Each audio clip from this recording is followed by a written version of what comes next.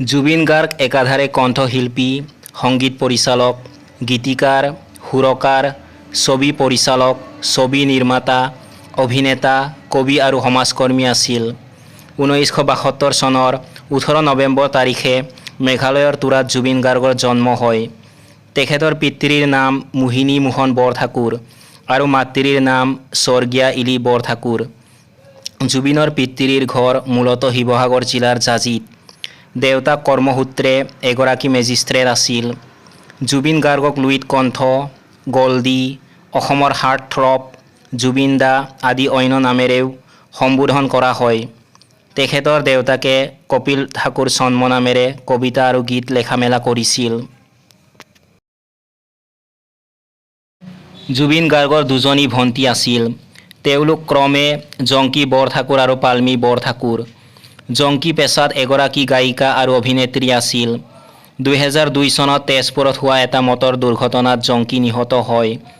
2002 চনত জুবিন গাৰ্গে তেখেতৰ ভণ্টী জংকীৰ স্মৃতিত শিশু এলবামখন মুকলি কৰিছিল। তেখেতৰ আনগৰাকী ভগ্নী পাল্মি ভাৰত নাট্যম নৃত্যশিল্পী। 2002 চনৰ 4 ফেব্ৰুৱাৰীত জুবিন গাৰ্গৰ গোলাঘাটৰ ফেশ্বন ডিজাইনাৰ গৰিমা শইকীয়াৰ লগত বিবাহ সম্পন্ন হয়। জুবিন গাৰ্গে অসমৰ যোৰহাট, কৰিমগঞ্জ, বিজনী, তামুলপুৰ আদি বিভিন্ন ঠাইৰ পৰা স্কুলীয়া শিক্ষা গ্ৰহণ কৰিছিল। জুবিনৰ মতে তেখেতৰ মাতৃয়ে আছিল তেখেতৰ জীৱনৰ প্ৰথম গুৰু, যিয়ে তেখেতক গীত গাবলৈ শিকাইছিল। তেখেতে গুৰু ৰবীন বেনাৰ্জীৰ পৰা তবলা শিক্ষা গ্ৰহণ কৰিছিল আৰু পিছত গুৰু ৰমণী ৰায়ৰ পৰা লোকসংগীত শিকিছিল। তেখেতে তামুলপুৰ উচ্চতৰ মাধ্যমিক বিদ্যালয়ৰ পৰা মেট্ৰিক পৰীক্ষা পাছ কৰে আৰু কৰিমগঞ্জ মহাবিদ্যালয়ত উচ্চতৰ মাধ্যমিক শিক্ষা গ্ৰহণ কৰে। তেখেতৰ পৰিয়ালে গুৱাহাটীত স্থায়ীভাৱে থাকিবলৈ লোৱাৰ বাবে জুবিনে যোৰহাটৰ JB কলেজত পঢ়া এৰি গুৱাহাটীৰ বি বৰুৱা কলেজত বিজ্ঞান শাখাত স্নাতক ডিগ্ৰী কৰিবলৈ নামভৰ্তি কৰে। কিন্তু তেখেতে কলেজীয়া শিক্ষা আধাতে এৰি দিয়ে, কিয়নো তেখেতৰ সংগীতৰ প্ৰতিহে গভীৰ অনুৰাগ আছিল। জুবিন গাৰ্গে 1992 চনত গুৱাহাটী বিশ্ববিদ্যালয়ত অনুষ্ঠিত যুৱ মহোৎসৱত পাশ্চাত্য একক পৰিৱেশনত স্বৰ্ণ পদক লাভ কৰিছিল। এয়া আছিল তেখেতৰ জীৱনৰ টাৰ্ণিং পইণ্ট। জুবিন গাৰ্গ আছিল এজন ভাল বাদ্যযন্ত্ৰবাদক। তেখেতে কেইবাটাও বাদ্যযন্ত্ৰ যেনে কীবৰ্ড, ঢোল, দোতাৰা, তবলা, মেণ্ডলিন আদি ভালদৰে বজাব জানিছিল।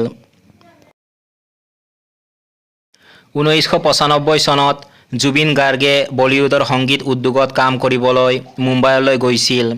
তাত তেখেতে বহুতো হিন্দী গীত যেনে গেংষ্টাৰৰ য়া আলী, নমস্তে লণ্ডনৰ দিলৰুবা, ক্ৰিছ 3ৰ দিল তু হি বতা আদি গীতত কণ্ঠদান কৰিছিল।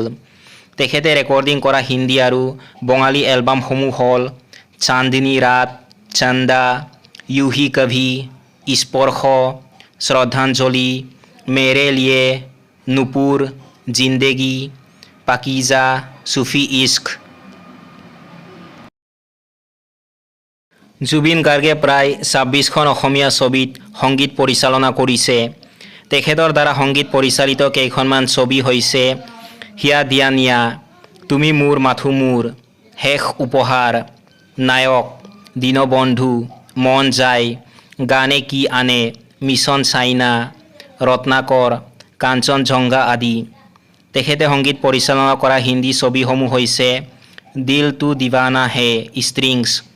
তেখেতে সংগীত পৰিচালনা কৰা বঙালী ছবিসমূহ হৈছে চামচাৰা, কাছে এছো তুমি, মন নিয়ে, শুধু তুমি।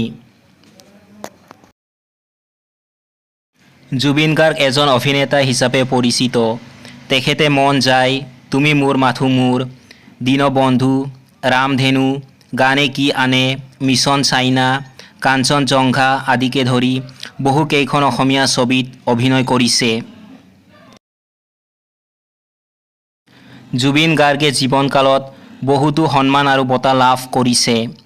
তেখেতে 2005 চনত বঙালী ছবি শুধু তুমিৰ বাবে শ্ৰেষ্ঠ সংগীত পৰিচালকৰ বঁটা, হিন্দীৰ য়া আলী গীতটোৰ বাবে 2007 চনত গ্ল'বেল ইণ্ডিয়ান ফিল্ম এৱাৰ্ড আৰু ষ্টাৰডাষ্ট এৱাৰ্ডত শ্ৰেষ্ঠ নেপথ্য কণ্ঠশিল্পী পুৰুষ বঁটা 2007 চনত ইক'ছ অৱ চাইলেন্স ইংৰাজী খাচী ছবিৰ বাবে শ্ৰেষ্ঠ সংগীত পৰিচালক হিচাপে ৰাষ্ট্ৰীয় বঁটা ৰজত কমল আৰু 2014 চনত ৰেনেছা অসম বঁটা লাভ কৰিছিল।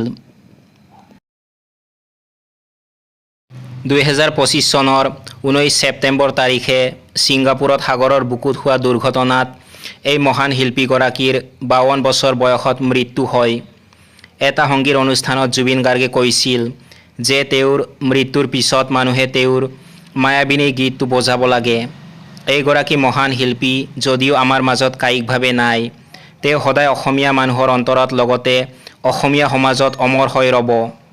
তেখেতৰ আদৰ্শ, তেখেতৰ কৰ্মৰাজি সদায় এইখন সমাজত জিলিকি থাকিব।